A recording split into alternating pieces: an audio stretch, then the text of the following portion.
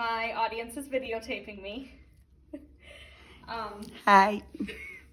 Some people think that their pets are just animals, and to me, my cat was truly a part of my family. Her name was Rosie, and the day we adopted her, we weren't expecting to get another cat. We brought our cat to the vet's office, and there was a cage of kittens there. And knowing my mom and I, we couldn't resist another kitten, so we called my dad to try to convince him to let us take one home.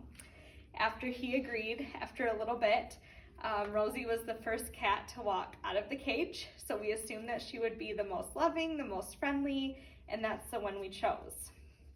Little did we know this was not going to be Rosie's personality. She definitely had a personality of her own.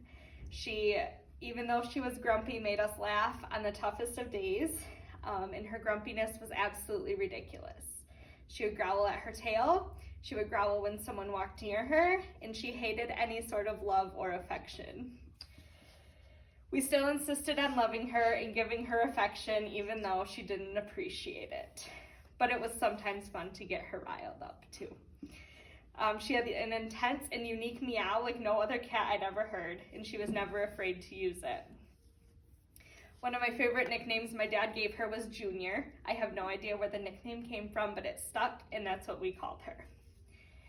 So she was interesting to say the least. She was a cat that we would need to shave so her fur wouldn't get mats in it.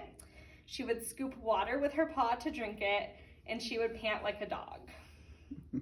She was really one of a kind. Her favorite games were chasing a string and chasing a wadded up piece of paper. And she enjoyed the occasional catnip treat. So even though she wasn't the most loving, snuggly, or friendly cat, she belonged to our family and we loved her.